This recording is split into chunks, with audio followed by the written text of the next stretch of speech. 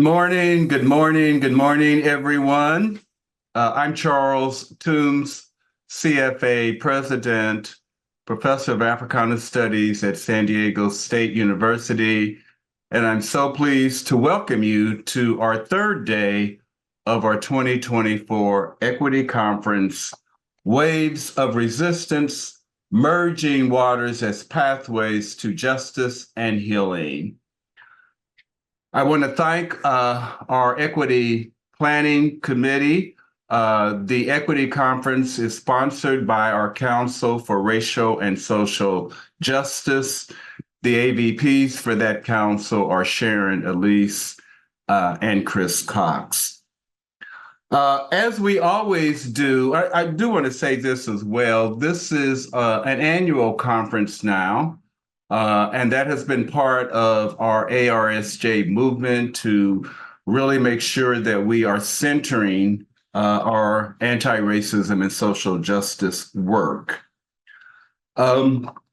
Before we begin with our just amazing presenter and speaker today, Keith Boykin, I want to make sure that we always begin our meetings with our anti-racism and social justice practices.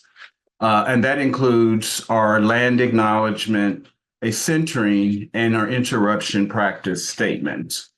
I will begin with reading our California land acknowledgement. We want to acknowledge that we gather as the California Faculty Association on the traditional land of the California Indian people, past and present. We honor with gratitude the land itself and the people who have stewarded it throughout the generations. This calls us to commit to continuing to learn how to be better stewards of the land we inhabit as well.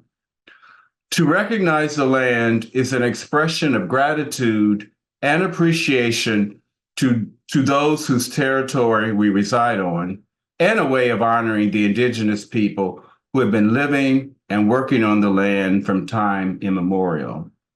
It is important to understand the long history that has brought us to reside on the land of the California Indian people and to seek to understand our place within that history. Land acknowledgements do not exist in a past tense or historical context. Colonialism is a current, ongoing process, and we need to build our mindfulness of our present participation. The California Indian people are very much a part of today's California, living and working and caring for the land as they have always done. Acknowledging the land is an important indigenous protocol that we are honoring here today, and I live and work on Kumeyaay land. We're going to do just a really brief centering as we prepare ourselves for our amazing speaker today. So let's just take a few moments to center ourselves. I invite you to begin taking deep breaths to the count of 4 and exhales to the count of 4. As you do that, I will read a quote by Bell Hooks for your reflection. So begin your deep breaths to the count of 4 and exhales to the count of 4. From Bell Hooks, solidarity is not the same as support. To experience solidarity, we must have a community of interest, shared beliefs, and goals around which to unite. Support can be occasional. It can be given and just as easily withdrawn. Take a few more breaths. Breathe in deeply. Position yourself comfortably and exhale. One more final breath in to the count of 4 and exhale. Thank you so much. And before I read our interruption practice statement, I certainly want to thank our interpreters today and our closed captioners. CFA's interruption practice statement. As part of our continuing commitment to racial justice work, when we experience examples of racial narratives, racism, or whiteness in our meetings, or as we conduct our business, we will address it. This means we can interrupt the meeting and draw the issue to one another's attention. We will do this kindly, with care, and in good faith. Further, as we engage interruptions, we will take an intersectional approach, reflecting the fact that white supremacy and racism operate in tandem with interlocking systems of oppression of colonialism, racial capitalism, class, cis heteropatriarchy, and ableism. This statement is a reminder that we commit to do this in the service of ending the system of racial oppression. And now I would like to turn it over to Kiara, who will tell us a little bit about logistics for this meeting. Thank you, Charles, and good morning, all. Welcome back to our Equity Conference 2024, and welcome to this session here. Just a few bits of helpful information for you today that I posted in chat, and I will repost after I come off mic. We want to welcome you and let you know that closed captioning and American Sign Language services are being provided this morning and throughout the conference. To turn on closed captioning, you may activate by clicking the Show Captions button at the bottom of your screen, and then click Show Subtitles to view those captions, if that is an option on your laptop or computer or phone. ASL interpreters will be spotlighted throughout this webinar. The chat and raise hand features will be disabled, but the Q&A feature will be enabled. Please note that this session will be recorded and posted at a later date to our CFA YouTube page and our Council for Racial and Social Justice webpage. Audience interaction portions of Equity Conference session throughout the conference will not be recorded. Don't forget to check out our Equity Conference landing page. All this information will be posted in chat, and for other helpful tidbits of information, please click on that link to view more. And lastly, but most definitely not least, we are excited to announce a book giveaway for Keith Boykin. I will be posting that in chat. Be one of the first 25 people to submit and click on the form that I will be posting and get a free copy of Why Does Everything Have to Be About Race? 25 arguments that won't go away. We will notify you by email if you are one of the lucky 25. All right, so I will be posting that in chat now. Click, click, click, and see if you are one of those lucky 25. Thank you, everyone. Good morning. Back to you, Charles. Thank you so much, Kiara. I'm just so excited to have Keith Boykin with us this morning. I have a short bio that doesn't do justice to his long service and commitment to racial justice and to LGBTQIA plus rights. Keith Boykin is a TV and film producer, national political commentator, New York Times bestselling author, and a former White House aide. He is a TV and film producer, national political commentator, and a former White House aide to President Bill Clinton. His latest book, which he will be talking about today, is Why Does Everything Have to Be About Race? 25 Arguments That Won't Go Away. He is a graduate of Dartmouth College and Harvard Law School. He is taught at American University in Washington, D.C., the Institute for Research in African American Studies at Columbia University, and City College of New York. And I'm sure many other places he has given so many guest lectures. He is co-founder and first board president of the National Black Justice Coalition and a Lambda Literary Award-winning author of 6 books. Wow, I just followed, I said briefly before we began to Keith, I've just been a fan of his work and his advocacy for years, and really am just still so excited to be in your presence, Keith. For Keith's presentation, I'm going to ask him a few questions that will allow him to talk about his book, some questions about his bio, and some about his career. So if you're ready, Keith, I'm going to ask you your first question. In your book, Why Does Everything Have to Be About Race? You aim to debunk common claims used to refute and minimize America's racist past and present. Can you discuss the importance of confronting and dismantling these myths, particularly in the context of creating a more truthful, factual, and inclusive understanding of history? Yes, I can. And thank you, Charles, for the introduction. Thank you to the California Faculty Association for inviting me. Thank you to Carol for the sign language interpretation, and to Sydney, I think I saw the name as well. And thank you to all of you who are joining in this conversation this morning. I'm currently in Miami, Florida, where I spoke at a book signing event last night. And part of the reason I'm here is because I'm on a book tour talking about the issues of this book, which is called Why Does Everything Have to Be About Race? 25 Arguments That Won't Go Away. The point of the book was to debunk some of the toxic racist arguments that many of us hear on an everyday basis about things that we know are not true, but that we spend time arguing and debating. And so I begin the book actually, before I begin actually debunking any myths, I begin the book with a quote from Toni Morrison.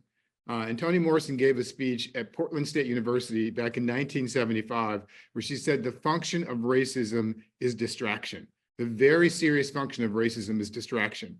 That is to say, and she goes further, that people will say to you that Black people don't have any history, and so you have to prove that, or you don't have any culture and you have to prove that, or there is no art and you have to prove that, or your head is shaped improperly, so you spend time finding scientists to disprove that myth. And then she goes on to say that none of this is necessary. There will always be one more thing. And that's part of the reason why I wrote this book, because I felt that many of us are being gaslit. And we still are being gaslit and distracted with questions that are designed to divert our attention from the causes and beliefs and the important work that we would like to be doing, so that we can answer questions that should have been resolved long ago. And so what I wanted to do is I wanted to provide people some simple answers in a resource book, if you will, where you don't have to spend time digging through the research manuals. You don't have to spend time Googling an answer every time somebody says something that is offensive and racist, that you can actually just turn to a page in the book or look at the index or look at a chapter that's appropriate and come up with a quick response. So that's what I wanted to do. Now, in terms of some of the specific arguments, well, they range a long way, as you know, Charles. And so I'll just briefly go over what the 25 different arguments are in the book. And they're divided into 5 categories, first of all, by the way. The first category is called erasing Black history. The second is centering white victimhood. The third category is denying Black oppression. The fourth category is myths of Black inferiority. And the fifth category is rebranding racism. And all of those 5 categories deal with the 5 main ways in which people are gaslighting us about racism today. So these are the 25 arguments within those 5 categories. Number 1, Barack Obama's election does not compensate for hundreds of years of racism. Number 2, critical race theory is not indoctrinating school kids to be woke. I think that's particularly relevant for me right now because I'm in the state of Florida, where Ron DeSantis has been leading an anti-woke campaign for the past several years. And that's starting to disintegrate in the past few weeks because of federal court decisions that have struck down some of those laws that he's been putting in place. Number 3, Dr. King did not say America should be colorblind. Number 4, Republicans are no longer the party of Lincoln. And the no longer is in critical point of that, because we have to remember that the Republican Party was once the party of Lincoln and did pass the Civil Rights Reconstruction Amendments, but that Republican Party has long since disappeared. Number 5, the Civil War was about slavery, not states' rights.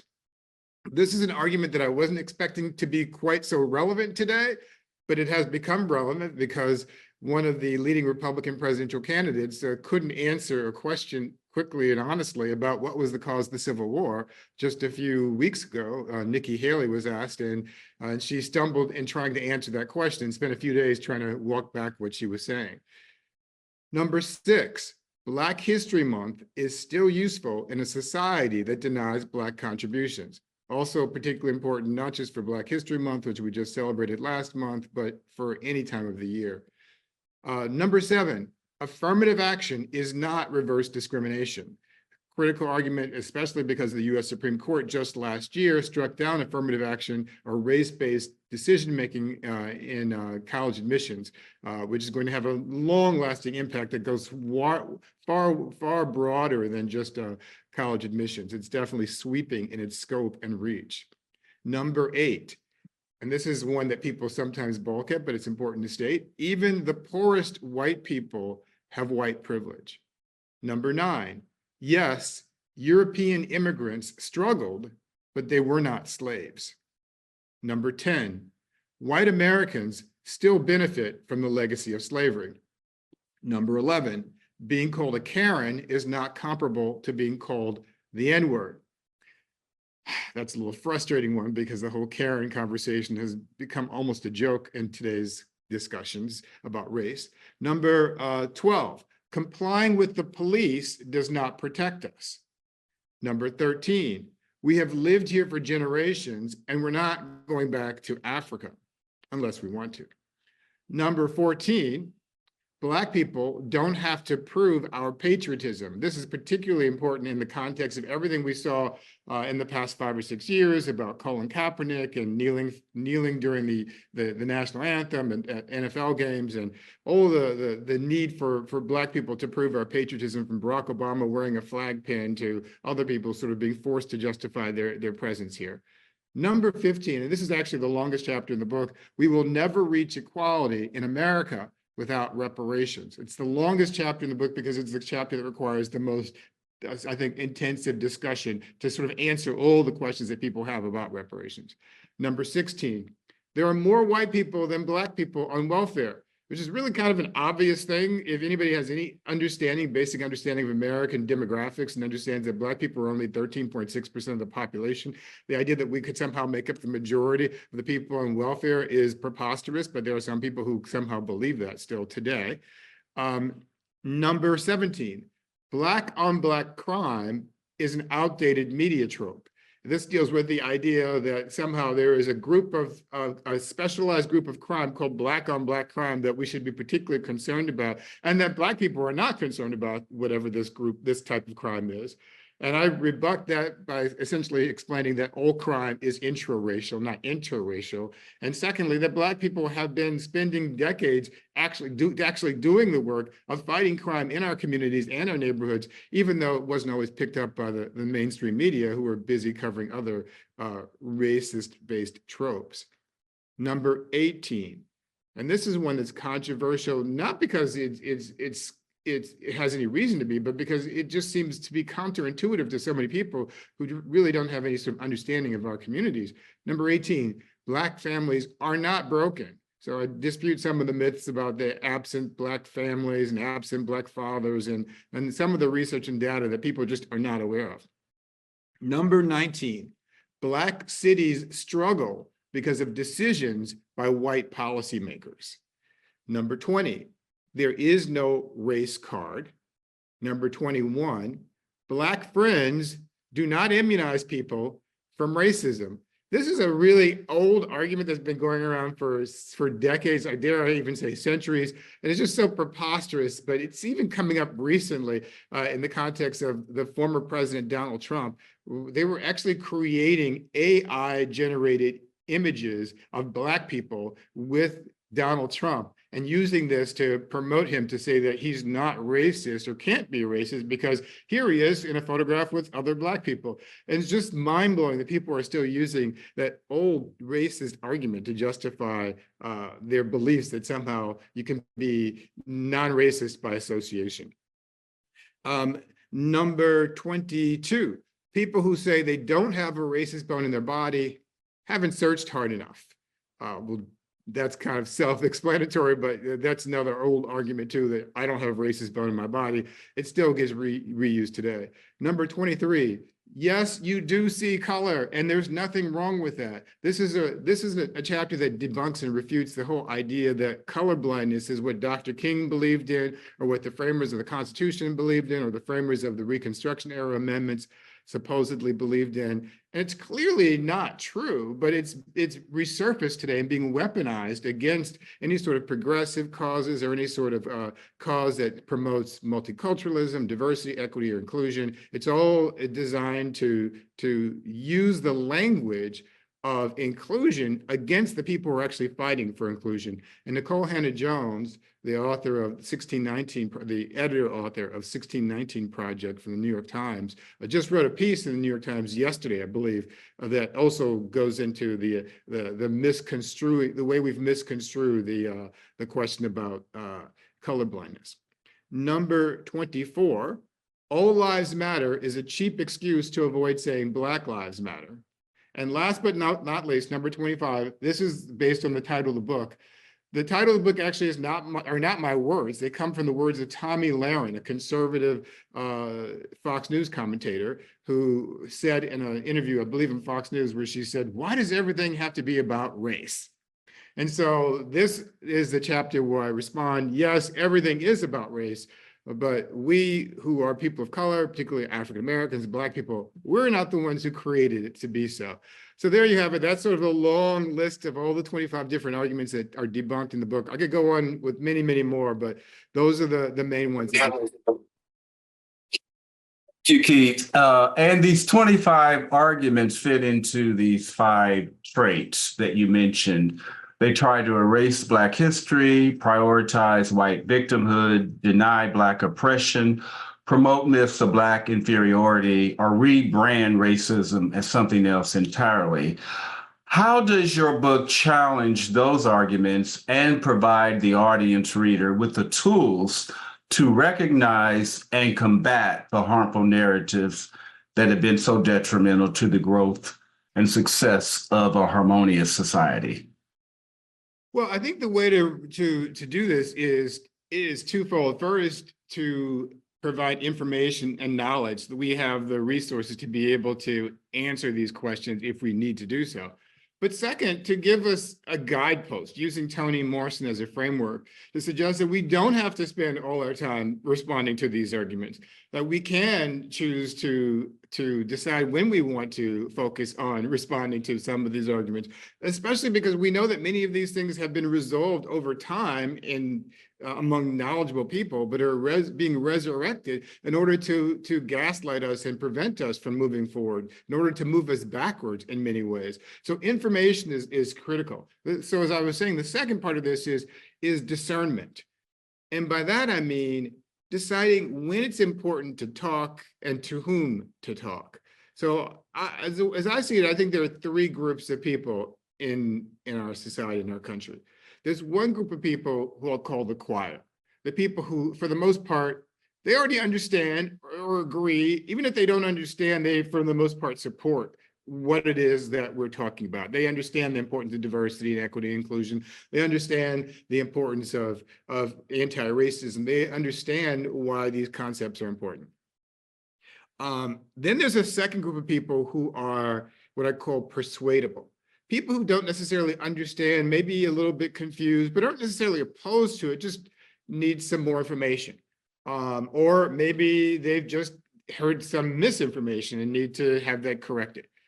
Then there is a third group of people. And I'm not saying that these groups are so rigidly defined that people can't move within one to another. But for the purposes of our discussion today, there's a third group of people who I think are invested in not learning, not growing, not evolving, not accessing the information that's out there.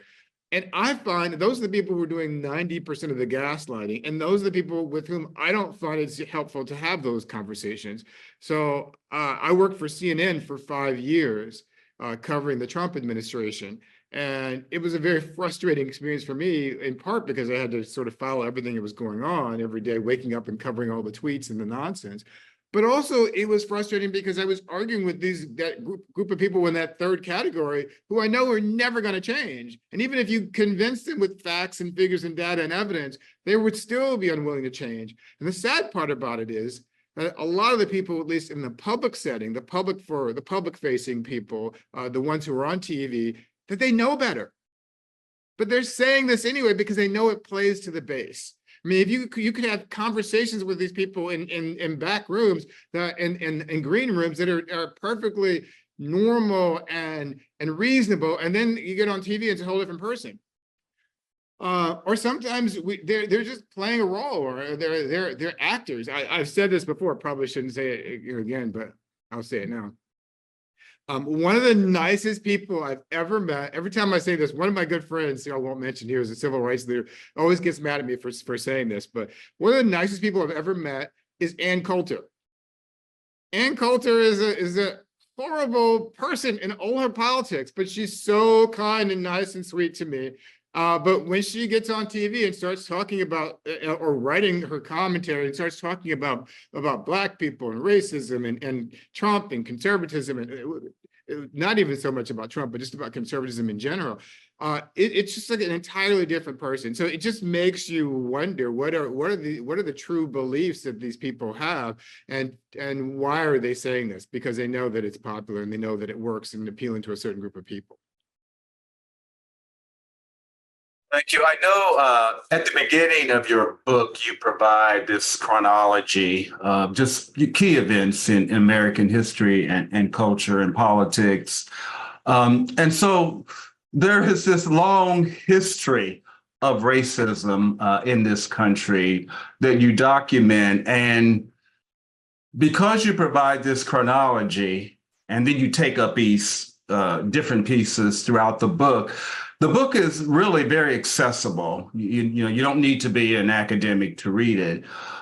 So could you talk a little bit about the development process of your book in terms of research and gathering and your shared lived experiences, and how they help uncover these historical stories and truths that allow you to refute the 25 arguments or debunk them? Yeah, absolutely, Charles. I started this book about 2 years ago. I think it was this is 2024, right? Yeah. So in 2022, I started the book process, submitted it to an agent, and agent sent it to a publisher. Publisher purchased the book, bought the book, so to speak. And I wrote it basically in the remainder of the year 2022. I finished it and turned it in the first draft in January of 2023, almost a little bit more than a year ago. And afterwards, I think we were in the editing process until May of 2023. That was when the last moment you can actually make any changes to books. Now, I knew that some things were happening that were going to happen in the future after May, so I tried to sort of sneak those in before that time frame. One of those was that I knew, or most of us knew, that the U.S. Supreme Court was planning to strike down affirmative action in college admissions. So I included in the chronology that you referenced, the chronology begins in 1526, first of all, which is when enslaved Africans escaped from a Spanish settlement in South Carolina and set it aflame in a revolt. And the reason why I chose that as a starting point, because I wanted to choose a date that was well before the 1619 date that most of us think of in America, because the truth is that Black people have been in this country for at least 500 years, not just 400 years.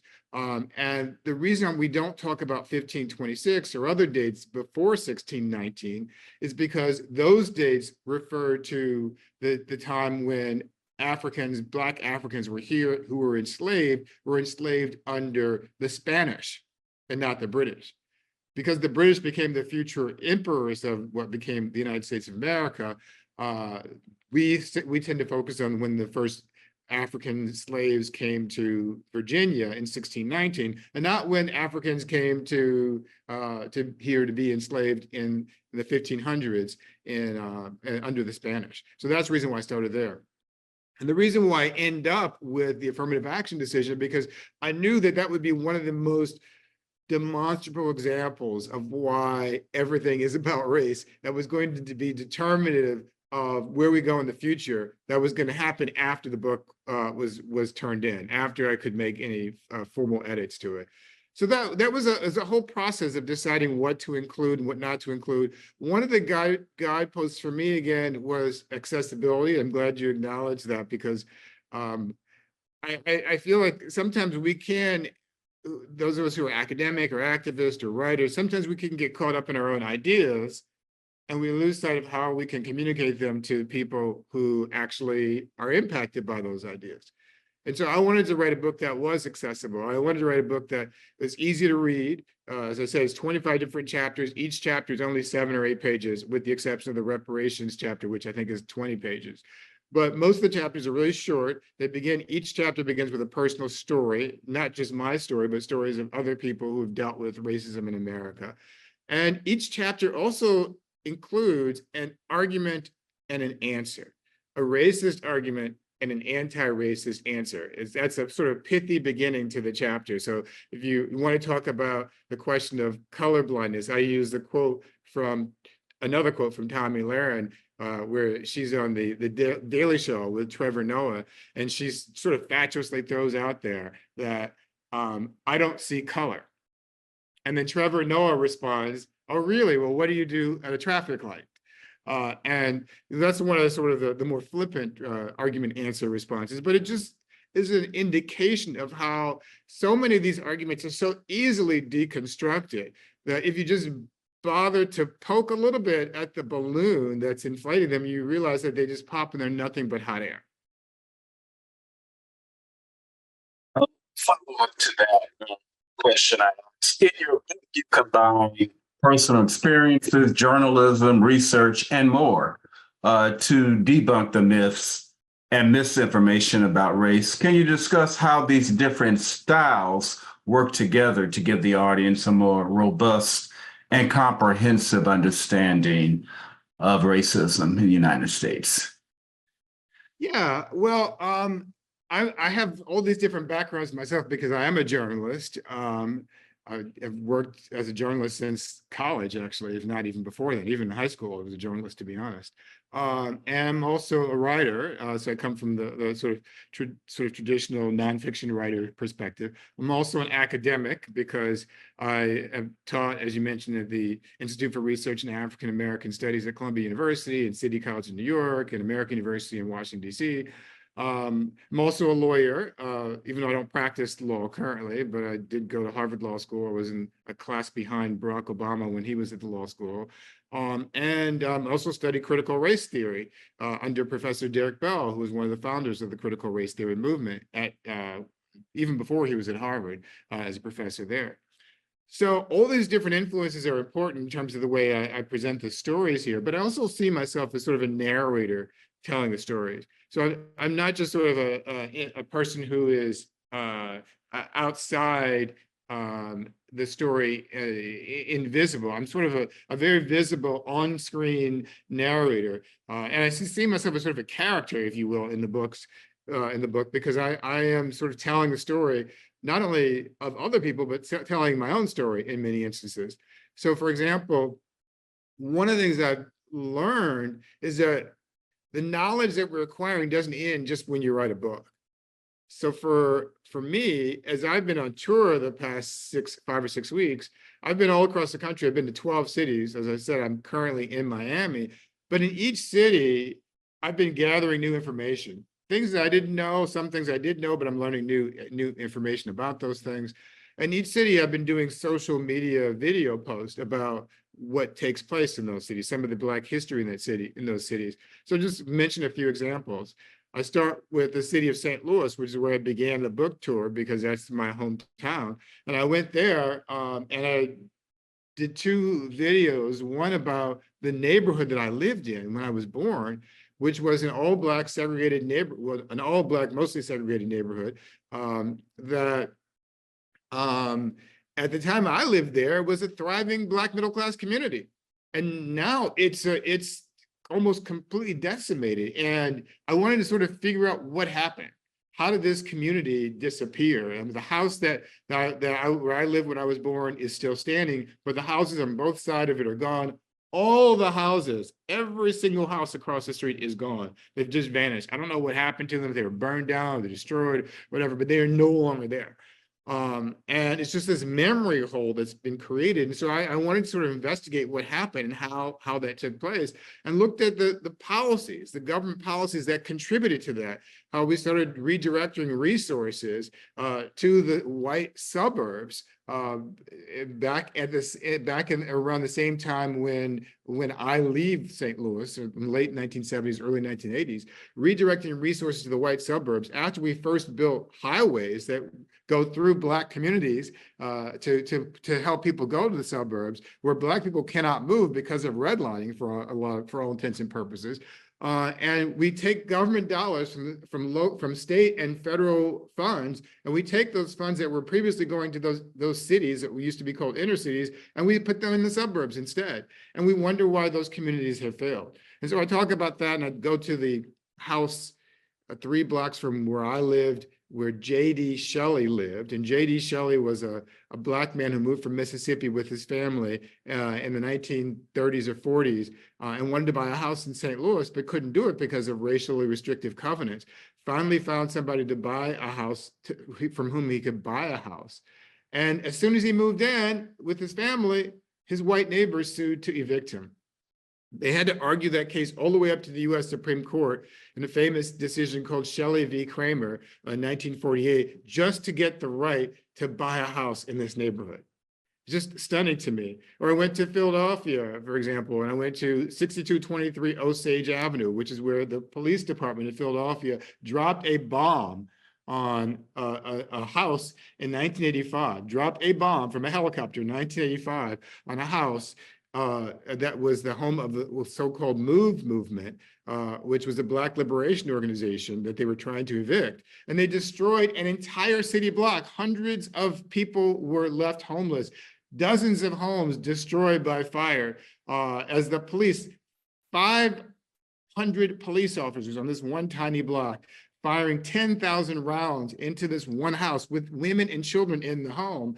And it's just stunning, just the level of callousness that was shown in that example. I went to New York City, we went to Central Park in New York City to an area between 82nd Street and West 89th Street, which used to be a thriving Black community called Seneca Village. But it was destroyed so they could build Central Park in the 1850s.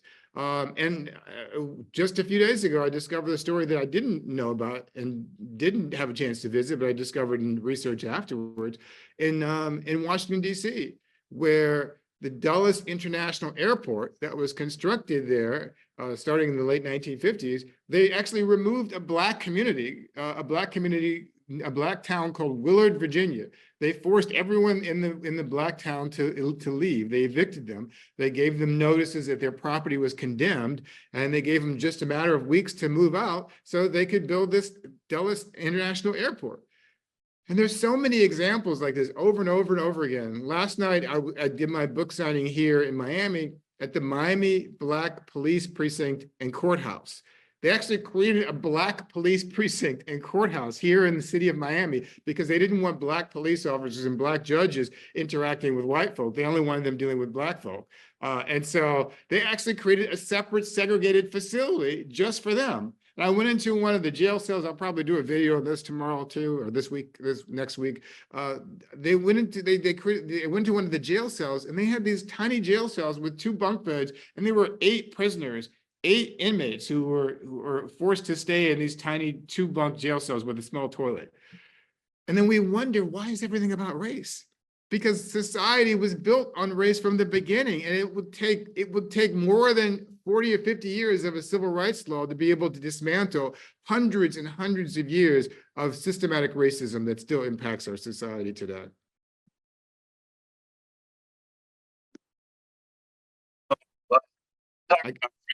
As you just mentioned in those examples, we really need to talk about, you talked about sort of the destruction and decimation of different Black neighborhoods.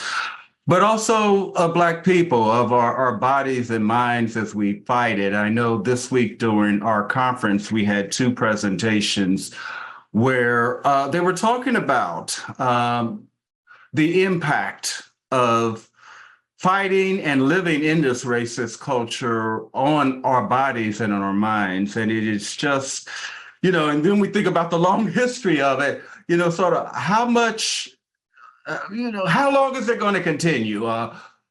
We keep fighting, but evidently, and you talked about it at the end of your book, the forefathers, they had a plan, and each generation just perpetuated it as we move forward.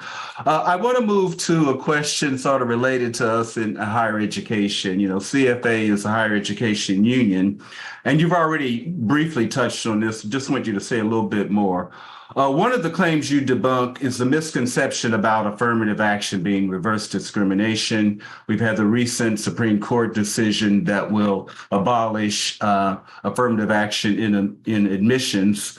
Can you talk a bit more about it and elaborate on how the role of affirmative action can still address and provide equitable access for systemically and historically oppressed groups?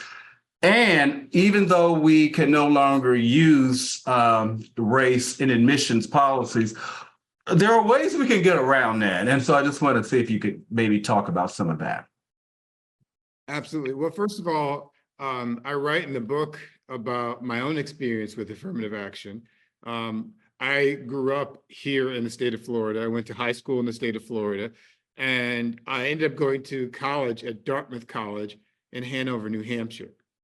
And the only reason I went to that college, the only reason I even considered that college, first of all, is because of affirmative action.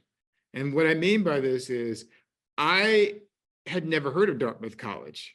I didn't know it was an Ivy League college. I didn't even know what the Ivy League was. I was a Black kid with a jerry curl in Clearwater, Florida in 1982 and 83, when I happened to be considering where to go for college. And I took a PSAT test, which is a test, I don't know if they still give this, but you take it before the SAT, the year before, sort of a preparatory or pre-SAT test. And because of my test scores, a few colleges reached out to me to recruit me, and Dartmouth was one of those colleges. If it hadn't been for them taking the affirmative action step of reaching out to me and other Black students, I would never even consider going to Dartmouth College. Would never even heard of, never probably, at some point I probably would have, but at that point in my life, I never would have heard of Dartmouth College. It just wasn't part of my realm of understanding of the world that I lived in at that time.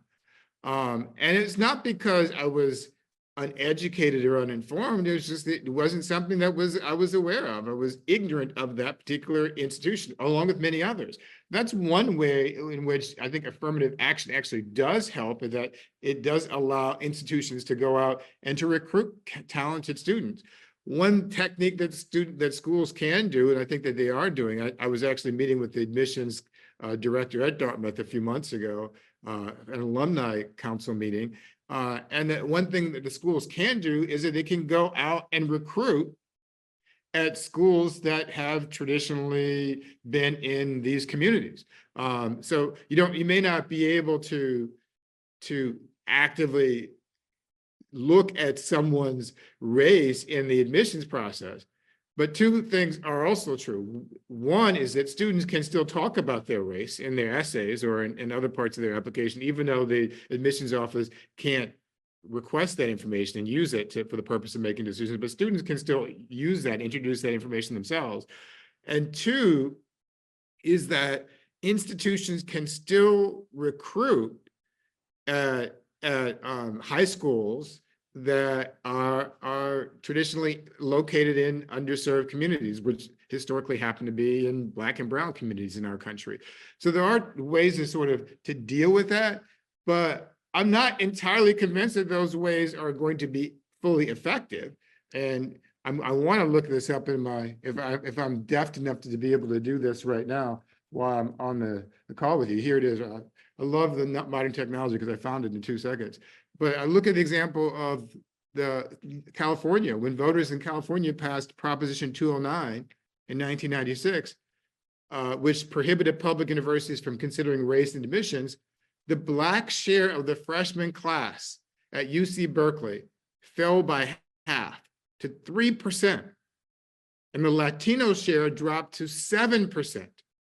So by the year 2022, Latinos who accounted for 55% of the public school students in the state of California represented only 19% of UC Berkeley undergraduates, completely disproportionately underrepresented. And so there's a huge reason why we still have to figure out other techniques to use beyond sort of recruitment, but we have to figure out how we're going to get around this. And ultimately, we have to figure out a way to reinstitute it, which is a harder thing to do because we're in a particularly perilous moment politically in our country. But we have to figure out a way to reinstitute it. We have to get beyond this colorblind madness mythology that people are perpetuating right now. We have to remind people that Dr. King supported affirmative action. And he was very clear about the need for what he called compensatory or preferential treatment for Black people in particular, but for groups that had been particularly disenfranchised. And so this whole mythology that Dr. King people always love to quote this one line from one speech from Dr. King as though he'd never said anything else in his entire career as a civil rights leader, and don't even pay attention to all the other things he said in that one speech as well. That one line where he's quoted as saying that we should be judged by the content of our character, not the color of our skin. But he wasn't saying that we should be colorblind. He was saying that people shouldn't be treated disfavorably who were previously treated disfavorably because of the color of their skin. It wasn't about let's have some sort of kumbaya world where where Black kids and white kids can just play kickball together and pretend that nothing happened. It was about racial justice, about a true social justice that looked at how we got here and how do we get out of here. And that's the question that I think that we sometimes forget when we have these conversations about affirmative action. It reminds me of, I'm doing another quick search here as I'm talking to you, of Lyndon Johnson, the former president of the United States, who, when he was president, he spoke at Howard University in 1965, and he gave a speech at the commencement, and he said, "You do not take a person who for years has been hobbled by chains and liberate him, bring him up to the starting line of a race, and then say, you are free to compete with all the others, and still justly believe that you have been completely unfair." This is Lyndon Johnson, the president of the United States, who was notorious for using the N-word, who was alleged to be a racist by many, but who actually evolved to the point where he signed the Civil Rights Act of 1964, the Voting Rights Act of 1965, and the Fair Housing Act of 1968, appointed the first Black Supreme Court justice, and understood enough about the importance of dismantling racism that he understood to say that you can't just say that we're all even when you pass a law. You have to go back and change things in order to make the systems fair. It reminds me of what took place in South Africa. When apartheid ended in South Africa, they didn't just say, okay, we're going to forget about that.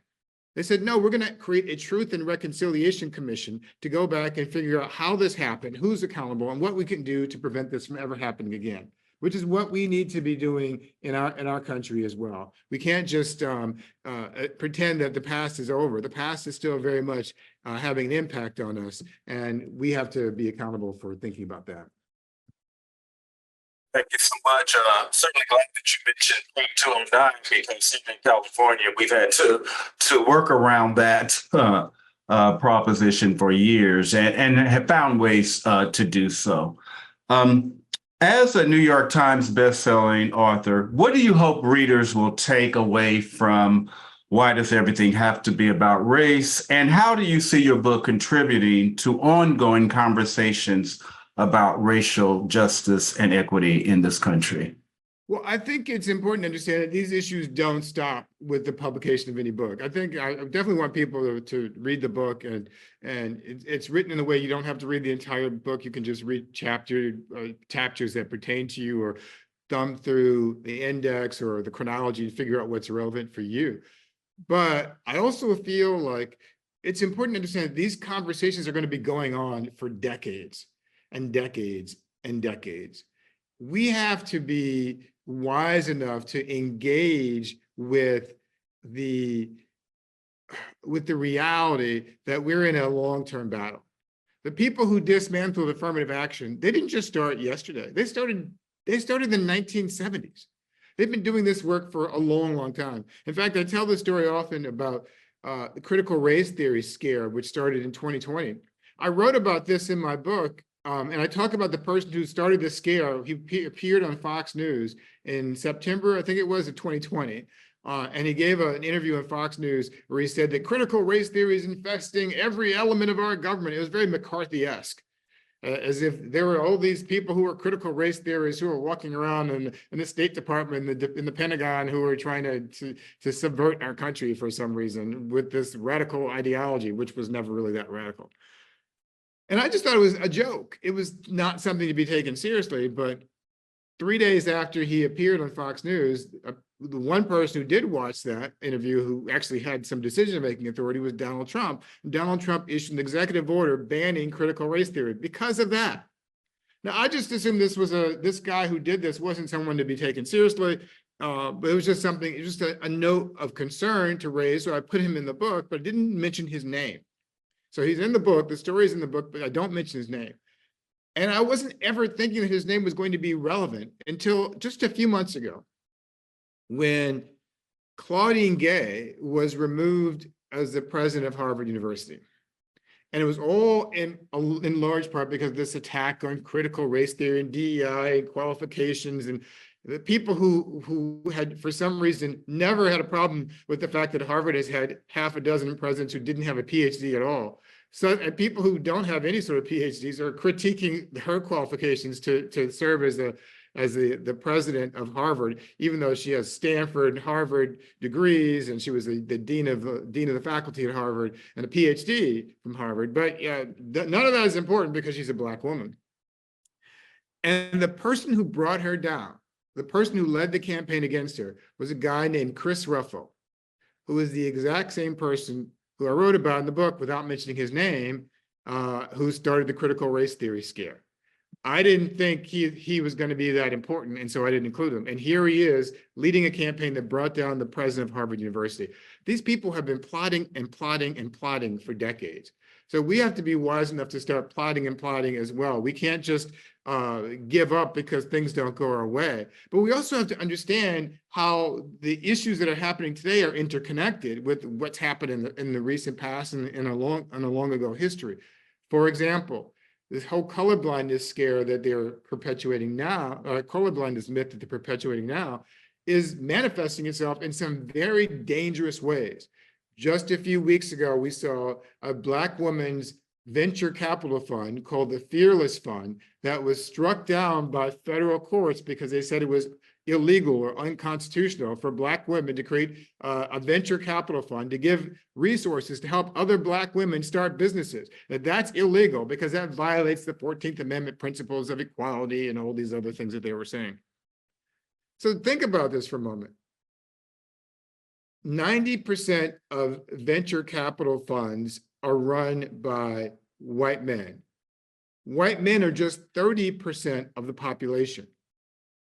And they give less than 1% of those venture capital resources or dollars to Black venture capital businesses or Black businesses.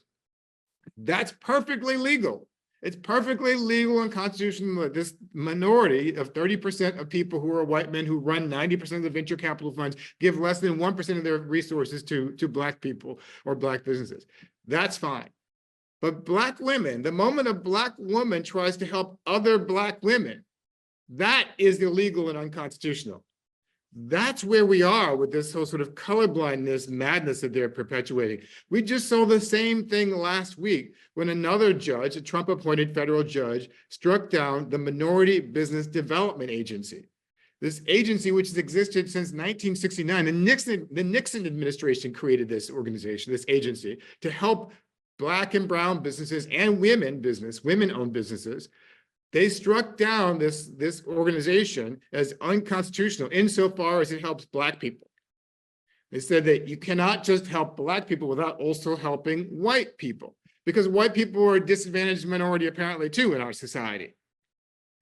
this is the preposterous nature of the way things have been devolving in our country. And I don't think enough of us are paying attention to just how dangerous this is and what a slippery slope we're on before we wake up one day. Forget about the conversation about reparations. We don't even have the basic civil rights that were promised to us in the Voting Rights Act, which they have already gutted in the Shelby County v. Holder decision in 2013, or in the Civil Rights Act of 1964, which they're apparently beginning to dismantle as well by taking apart all the various elements that help to enforce it, including DEI, affirmative action, and any type of minority assistance for organizations and groups that have typically been disadvantaged.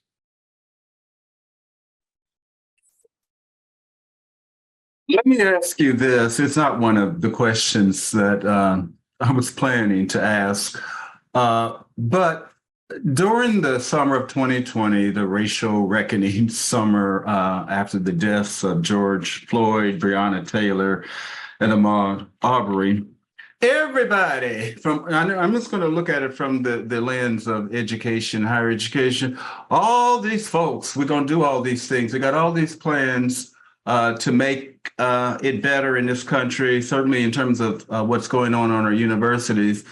And now we have the attack on DEI, on just really in the state of Florida. I know I work with AAUP on their Committee A on academic freedom and tenure, and we just did a special report on all the ways in which academic freedom and governance and just your ability to teach what you want to teach are challenged or even illegal in some cases. How do you account for that big shift where, I mean, I never believed during the racial reckoning, people were saying all these things anyway, but now it seems just a total retreat. How do you account for that? And what do these folks want to have happened? Do they want us to go back to some place where they were privileged? In my position, they've always been privileged, but just could you talk about that big shift where there was a little moment of hope during the summer of 2020 that maybe folks are going to try and do the right thing, and now we see where we're at? Well, I was never that encouraged in the first place from what that alleged racial reconciliation moment, because it's important to understand that the work that we're talking about cannot simply be episodic. It has to be ongoing, because these issues didn't begin with single episodes here and there. They're interwoven into the fabric of our society, so much so that it would take literally centuries to be able to dismantle all this. And so the idea that because we had a few crisis moments after Ahmaud Arbery was killed, and Sandra Bland and George Floyd, and suddenly we want to pay attention to the issues of racial justice for a moment, but there was no plan put in place to make this an enduring conversation, to make it durable in terms of policy, to go beyond conversation. And even the commitments that were allegedly made from various institutions for financial resources were insufficient to deal with the challenge, because even if they had been delivered, many of which were not, even if they had been delivered, they failed to be rooted in the grounding that was necessary to understand what it is that they were trying to accomplish. So one of the reasons why when I talk about reparations, I talk about the need for not just a check, but a change. And for me, reparations isn't just let's give Black people $1 million or anything like that. That is, to me, that's not an answer. That doesn't solve the problem, because we have Black millionaires who are still discriminated against in our society. The problem is, how do we disrupt the policies that are so ingrained in our system that have created all the various inequities that we currently have? So, for example, look at employment. Black people have typically, the Black unemployment rate is almost twice the white unemployment rate, has been for almost since they began keeping these records more than 50 years ago. It started to decline actually in the past few years. The gap has started to decline in the past few years, but there's never been a point where the Black unemployment rate has ever been lower than the white unemployment rate, or even equal to the white unemployment rate. In fact, last year was the first year ever where the Black unemployment rate did not exceed 6%. The first year ever where the Black unemployment rate did not exceed 6%. Meanwhile, that in the white community would be considered a crisis to have that 6% unemployment rate on a regular basis or higher. But for Black people, we're told that that's supposed to be a wonderful achievement, and it's progress for sure. But it doesn't correlate with where white America is. Look at health issues. That Black people, we're more likely to suffer from health disparities on practically every ailment you can possibly think of. You look at educational issues where Black people, we're more likely to be burdened by student loan debt. Takes us longer to pay it off. We get higher interest rates when we do take out loans. We tend to go to schools that are not as well funded as other schools, and we again suffer from the inequity. Look at housing issues where Black people were redlined for years or discriminated against, outright discriminated against. They couldn't live in certain communities. And even today, the lasting impacts of that is we have now, instead of de jure segregation, which is where the law segregates people, we have de facto segregation, which is where you become segregated because of other issues, including income and socioeconomic status.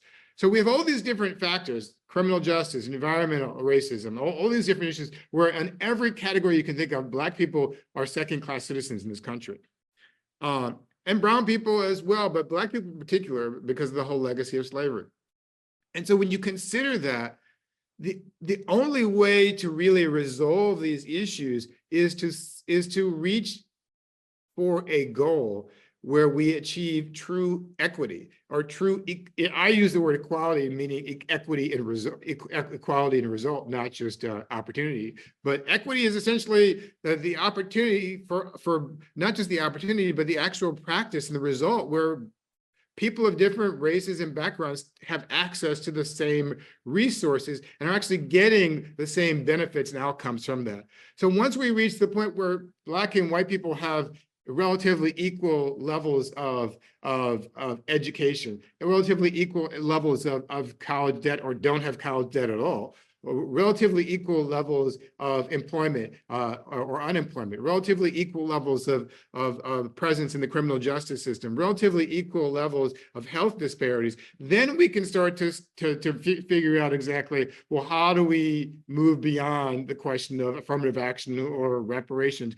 But the whole goal should be to eliminate those disparities. The goal shouldn't be just to give people a check or to have a conversation once every 40 or 50 years when there's a crisis. The goal should be to eliminate those durable racial disparities, particularly with Black and white people, but not just Black and white people, with other people of color as well, that have negatively impacted our society. And that is the only way we're going to be able to sort of dismantle the racist systems that are so pervasive in our society.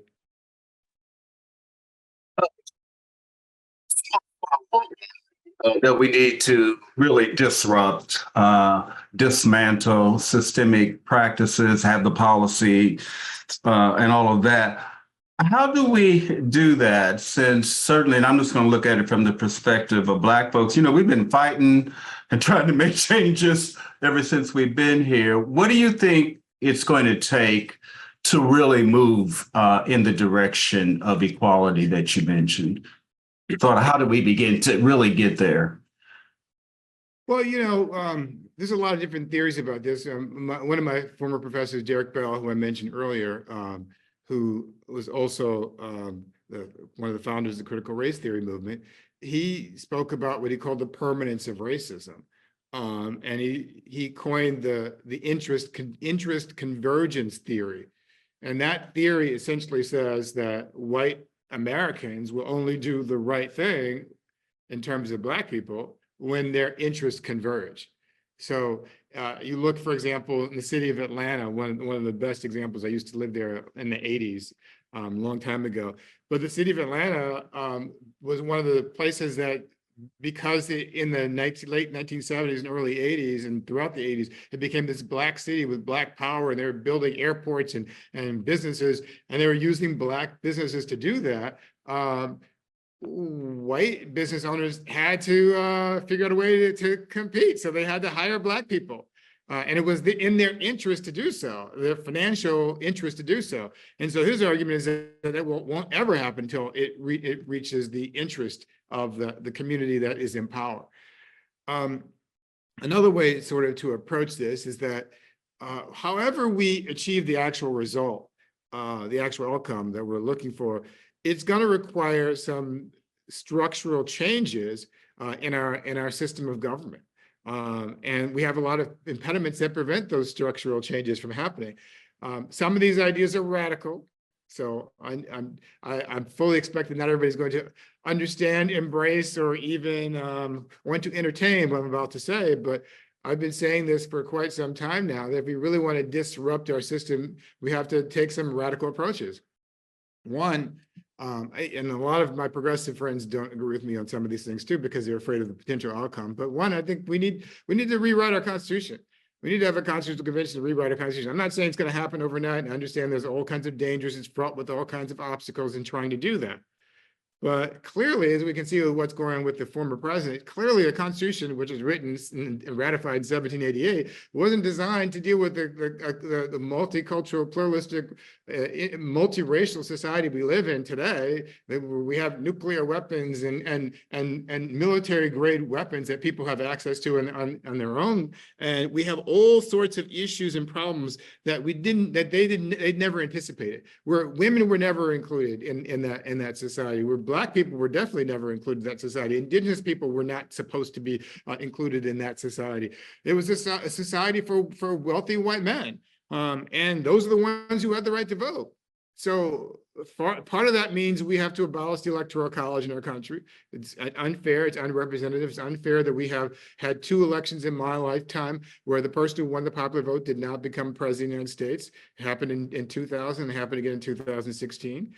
Secondly, we have to, and this is a hard one for people to swallow, but we have to abolish the United States Senate. And I know that's a radical idea for people because a lot of people have never heard that before, but everyone, I assume, in the call is from the state of California or connected to the state of California. California has 39 million people in it and still only has 2 U.S. senators, whereas the tiny little state of Wyoming with only 600,000 people has 2 U.S. senators. California is one of the most racially diverse states in the country, and yet with all those people and all that racial diversity, only 2 U.S. senators for 39 million people. But the 600,000 people who are mostly white, mostly rural, mostly Republican, mostly conservative in the state of Wyoming, they get the same number of votes. That is patently unfair. So you say, well, why don't we just add DC or Puerto Rico and that'll balance things out? No, it's not just DC or Puerto Rico. You have a whole bunch of states in that mountain range that are unrepresentative of the overall population of the country. Most of the population lives either east of the Mississippi or on the West Coast with California, Washington, Oregon. You have a tiny fraction of the population that lives in those states that have disproportionate power that influence our system of government. That has to change if you expect anything to happen, because the Senate becomes a bulwark that prevents any sort of progress from taking place. Thirdly, we have to eliminate gerrymandering in the House of Representatives. That's an important idea because people are able to represent the interests of a small group of people that's not necessarily reflective of the larger group of society. Fourth, this is another idea that doesn't really get talked about a lot, but we have to figure out a way to disrupt the system so much so that we are able to elect people who in positions of power in politics, but not hold people in positions forever in the judiciary. So that means we have to have either term limits or some sort of requirement where people who are appointed to the federal bench don't serve there forever, especially not at the Supreme Court. I've been suggesting, and I'm not saying this is the only answer, but I've been suggesting 12 to 18-year terms, but that's still a long time. There's no reason why somebody should serve on the Supreme Court for a lifetime and be able to impact the decisions that are made by the nation's highest court for eternity. We've had a situation in our country now where Democrats have won the popular vote in 7 of the last 8 elections in the presidential cycles. 7 of the last 8 elections, but they only have 3 of the 9 seats in the U.S. Supreme Court. I propose a system where every president, first we have a popular elected president, but every president gets to appoint a certain number of Supreme Court justices. And you don't get to sort of fight about this. This is part of what happens. These are the people that they appointed, but also shows people this just how important it is to participate in those elections and not to assume that all the candidates are just the same or all the parties are just the same. I don't need to participate, because we do need to be involved in that process, and we do need to understand the stakes involved. You know what? I have to stop and apologize, and at the same time thank Carol and Sydney, because I have been talking so fast today. I forgot how fast I talk, and Carol and Sydney have been keeping up somehow. So my apologies for speaking so quickly today, and I'll try to slow it down a little bit. Thank you for what you just said, Keith. I know in some of my moments of frustration talking to my colleagues, my position is we just need to start over. You know, you were talking about revising the Constitution, that kind of thing, and the other. I think we want to move to Q&A now, and then we'll have an opportunity for you to say some closing words, Keith, if you don't mind. Sure. Okay, let's see what we have here. Well, okay. From Anne Strom, who is a professor at Cal State Stanislaus. I am a 56-year-old middle-class white woman. I am literally the person who benefits from affirmative action. Why is it we continue to focus on Black folk and never acknowledge who actually benefits from affirmative action? Why do we do that? That's a good question, because Anne is exactly correct. The white women are the biggest beneficiaries of affirmative action, but it's easier to stereotype a certain other group of people, Black people in particular, when we talk about affirmative action, because that is the group that is most disfavored in our society at the moment. And so, I mean, I'm trying to debate how far back I'm going in this answer, but I mean, if you look back at Michelle Alexander's book, The New Jim Crow, she talks about what's called the racial bribe, which is a notion that sometime in the 17th century, in the 1600s,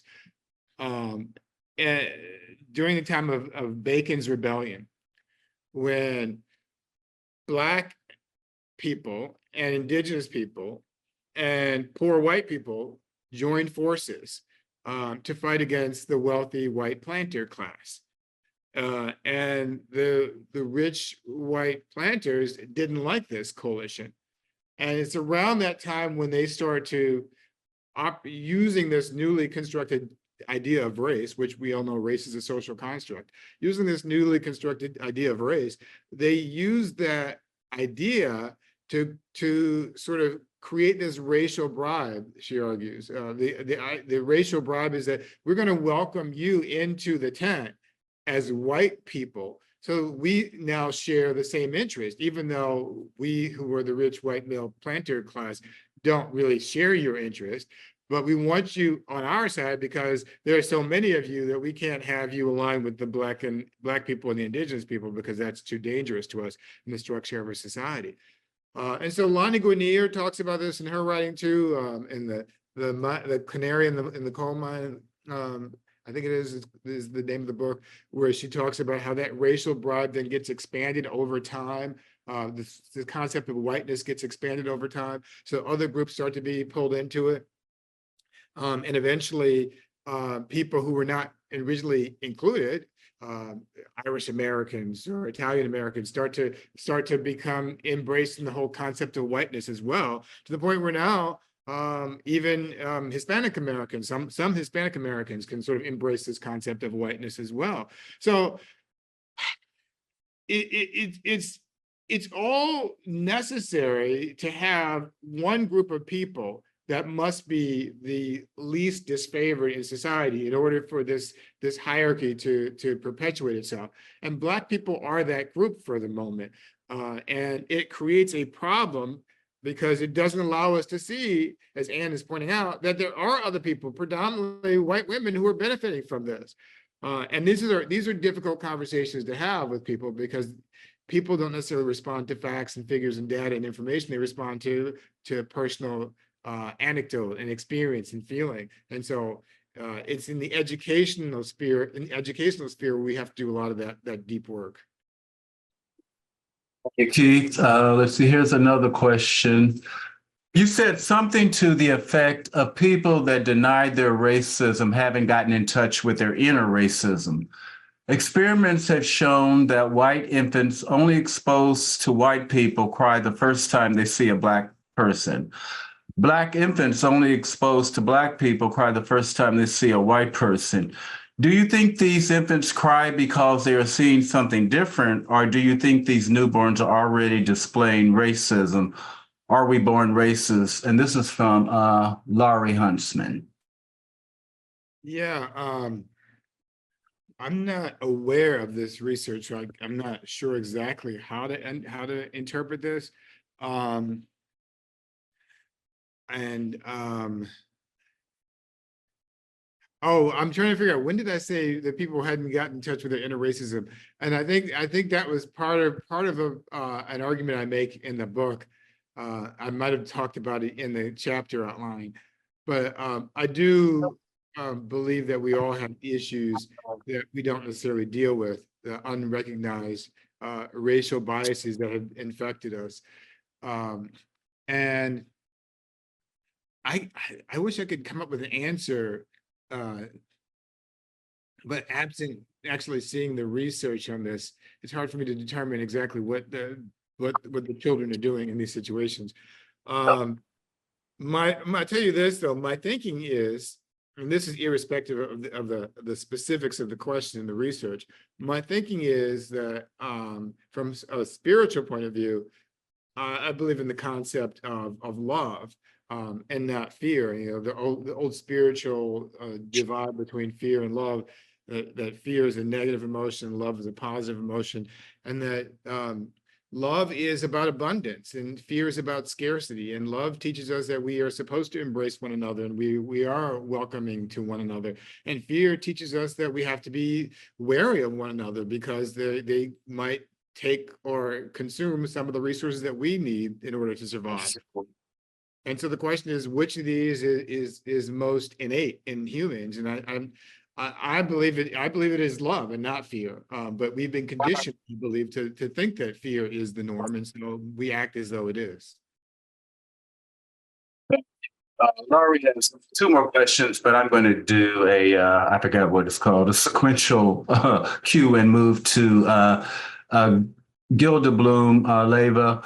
Why do we continue to allow the U.S. Census to employ the term race when it is simply a social construct used as a hegemonic device to oppress people of color?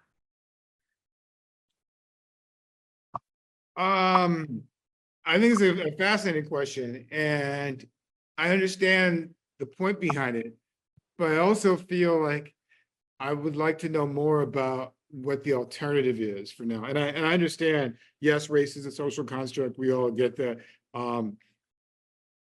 And the reason why I'm asking for alternatives is because it does serve a purpose for us to collect this data.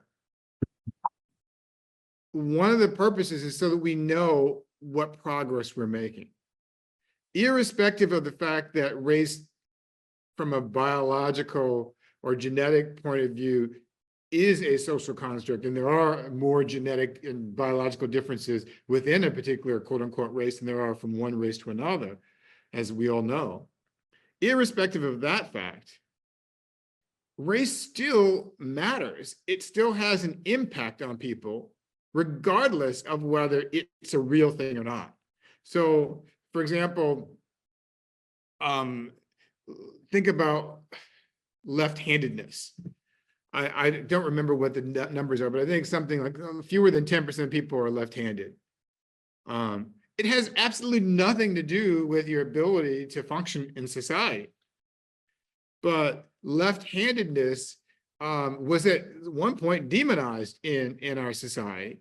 And people were thought to be satanical or something along those lines because they were left-handed instead of right-handed, which is also sort of a reflection of privilege in the way we preference people who are part of majoritarian cultures.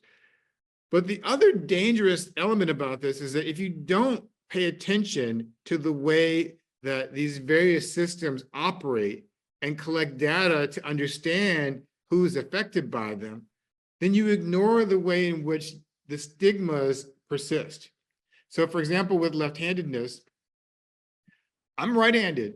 I'm used to picking up a pair of scissors anywhere I go and cutting using the scissors, and it makes perfect sense to me. If I picked up a pair of left-handed scissors, it would feel completely foreign to me. Yet for most people who are left-handed, this is part of the world in which they are forced to adjust to, and unless someone actually decides we should create something to accommodate a group of people who haven't been traditionally accommodated. Similarly, as a Black person, if we don't collect data to show us that, for example, in the Trump administration, there were zero, count them, zero federal appellate judges appointed by the former president, Donald Trump. How would we know that his record was the worst record of any president since Ronald Reagan? Part of the reason why we collect that data, part of the reason why the Census Bureau collects that data, is so that we can have some sort of sense of where we are and what kind of progress we're making. So ultimately, I agree that the categories may not make much sense, and that the categories are becoming increasingly fluid, especially with the number of people who are identifying as mixed race, and we have more interracial marriages these days. But at the same time, if we don't have some sort of basic grounding of what data and what information is out there, we have no way of measuring whether we're making progress or not. Chairman of the Council for Racial and Social Justice South. Is the widespread support for Trump a narcissistic bully all about race, white bonding, and white supremacy is the question.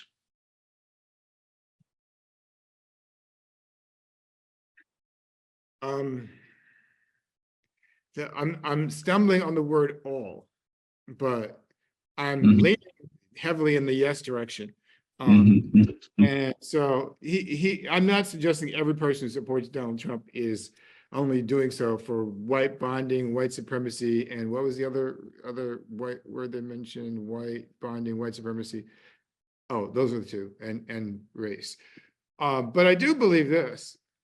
I do believe, after everything we know about Donald Trump and everything we know about the racist policies that he implemented as a president, and that he has indicated that he would as a future president, and the fact that people intend to still vote for him, and a certain group of people tend to be more likely to vote for him, there are racial conclusions we can draw.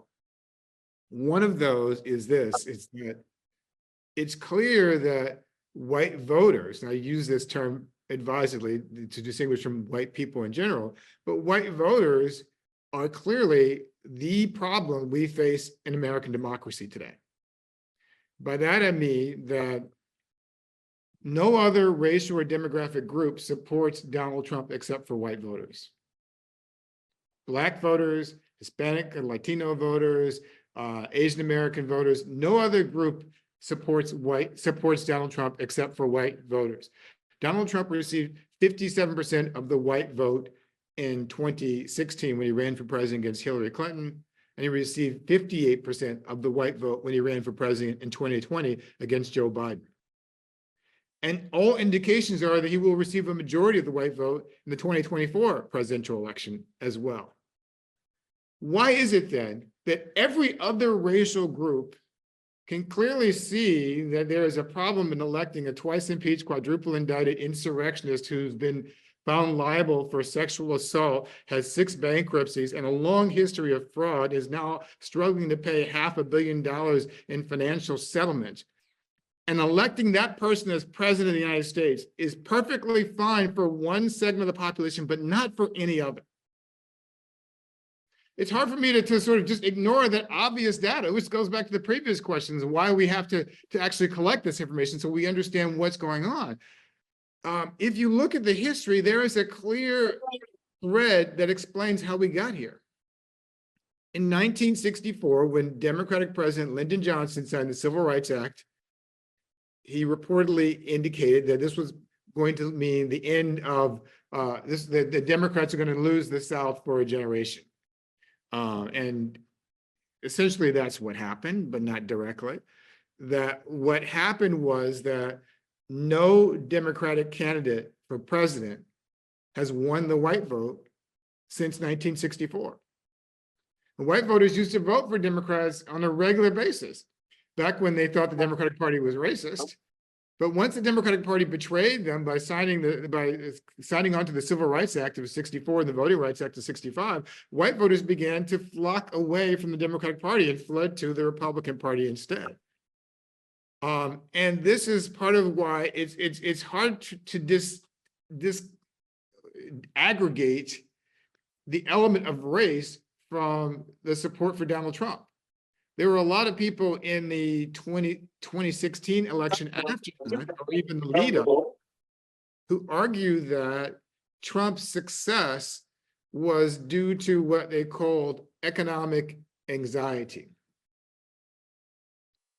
And the truth is that all the studies have, well, not all, but most of the studies I've seen have rebutted that or refuted that. But the truth is that many of us who were in people of color communities knew all along that it was not about economic anxiety, it was about race. The sole reason why he became a political figure in the first place was because Barack Obama, the first Black person elected president, scared a lot of white people. And so they created the Tea Party to rally against him. And then they elevated Donald Trump because he came along and spent 5.5 years lying about about Barack Obama's birth certificate. So when you have a man who comes out of nowhere as a reality TV star, a game show host, and becomes a presidential candidate because he spends nearly 6 years lying about a Black man who was the first Black president, how else do you interpret that? And then immediately afterwards, when he begins his campaign, the first thing he does in his campaign, as his campaign kickoff, is he attacks the Mexicans. He says, when Mexico sends its people, they're not sending their best. They're rapists and they're drug dealers, he says. Then he goes on and he calls for a ban on Muslims entering the country. Then he spends time attacking Colin Kaepernick for kneeling during the national anthem at an NFL game to protest police brutality that was taking place. All these things are happening at a time when people are telling us that race has nothing to do with what's happening. And this is part of the whole gaslighting that I talked about at the very beginning of the conversation, that we are seeing things with our very own eyes and they're telling us not to believe what we're seeing. It's a very dangerous moment in time. And so, again, like I said, the only hesitation I have in answering that question, and the reason why I gave such a long answer, is because I don't know if I would use the word all, but I would definitely say that race is the defining factor that determines support for Donald Trump. Racism, in particular, is a defining factor that determines support for Donald Trump. We have reached the end of the time. We ended 12. We learned so much. Some of you are going to be lucky that you're going to get Keith Boykin's book. And this is a continuing conversation and struggle and fight that we all have. But it's all about race. I missed it. I didn't hear what you said. It's all about race. Yes.